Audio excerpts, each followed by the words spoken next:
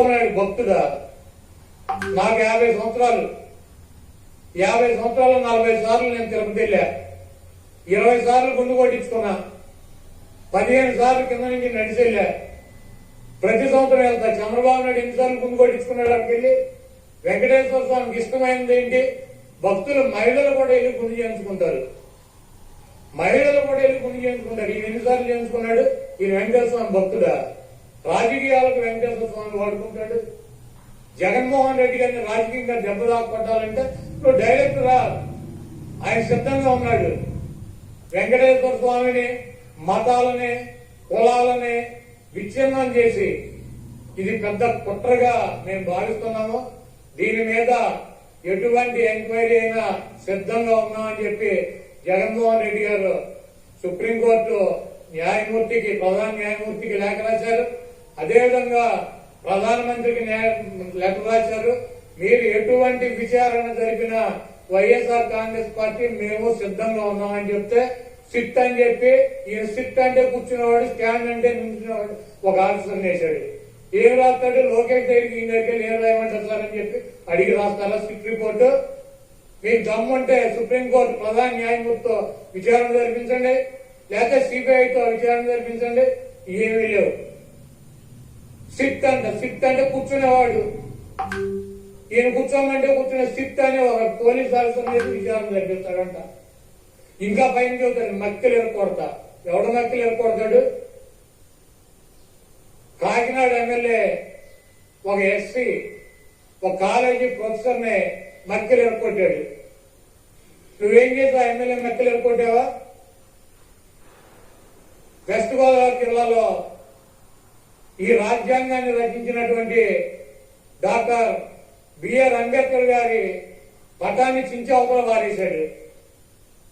అక్కడ దళితులు ఆందోళన చేస్తున్నారు 2 చోట్ల కూడా. నువ్వేం చేసావు? 2 ఎమ్మెల్యేలు మక్కలు ఎరుకొట్టావా? ఈ రాష్ట్రంలో నీ పార్టీ కార్యకర్తలు, నాయకులు బరి తెగించి రోడ్ల మీద వైఎస్ఆర్ కాంగ్రెస్ పార్టీ కార్యకర్తలను చంపుతున్నారు, నాయకులను చంపుతున్నారు. ఇలా మక్కలు ఎరుకొట్టావా? వాళ్ళ మీద కనీసం కేసులు పెట్టగలిగావా? నువ్వు నీ పార్టీ వాళ్ళ మక్కలు ఎరుకొట్టలేవు, నువ్వు వచ్చి అవతల వాళ్ళ మక్కలు ఎరుకొడతా? ఇవన్నీ పోసుకోవాలి కబుర్లు ఎందుకు? నీకు దమ్ముంటే నీ పార్టీలో జరుగుతున్నటువంటి అక్రమాలు, నీ పార్టీ ఎమ్మెల్యేలు, నీ పార్టీ కేడర్ చేస్తున్నటువంటి దుర్మార్గాలనే అరికట్టు, వాళ్ళ మీద చర్యలు తీసుకో. నువ్వు ఇవన్నీ చేయకుండా మొత్తంతోనేమో ఒకటి చెబుతావు, నోటితోనేమో ఒకటి చెబుతావు. ఇక 24 గంటలు దేవుడైనా రాజకీయమే, మామైనా రాజకీయమే, ఏదైనా రాజకీయమైనా మన బతుకు. కాబట్టి చంద్రబాబు నాయుడు చేసినటువంటి ఈ దుర్మార్గానికి, వెంకటేశ్వర స్వామి మీద, ఆయన ప్రసాదం మీద జరిగినటువంటి బురదకి ఆ స్వామిని క్షమించమని చెప్పి, ఈ చేసినటువంటి చంద్రబాబు చేసినటువంటి ఈ దుర్మార్గానికి, ఈ పాపానికి ఏమన్నా శిక్ష వేస్తే ఆయనకి ఏంటి కానీ రాష్ట్ర ప్రజలకు కానీ, దీంతో గెలవక ఎవరన్నా సభ్యులైతే వాళ్ళని వదిలేయమని చెప్పి 28వ తారీఖున వైఎస్ఆర్ కాంగ్రెస్ పార్టీ నాయకులు, కార్యకర్తలు, అదేవిధంగా ఆ వెంకటేశ్వర స్వామి భక్తులు మీకు అందుబాటులో ఉన్నటువంటి దేవాలయాల్లో పూజలు చేసి చంద్రబాబు చేసినటువంటి ఈ పాపాలకి, చంద్రబాబు చేసినటువంటి ఈ దుర్మార్గానికి, చంద్రబాబు దిగజారిపోయినటువంటి ఈ దిగజారుతనానికి ప్రత్యాత్తాపంగా మేమందరం కూడా ఈ రాష్ట్రం సౌభాగ్యంగా ఉండాలని చెప్పి వెంకటేశ్వర స్వామికి గాని, వెంకటేశ్వర స్వామి ప్రసాదానికి గాని ఎవరూ కూడా హాని చేయలేరు. అది చెయ్యాలన్నటువంటి తలంపు వచ్చినా కూడా, చెయ్యాల్సిన తలంపు వచ్చినా కూడా ఆ స్వామి చంద్రబాబు కన్నా మహిమ ఉన్నవాడు, చంద్రబాబు కన్నా ఎక్కువ అధికారం ఉన్నవాడు.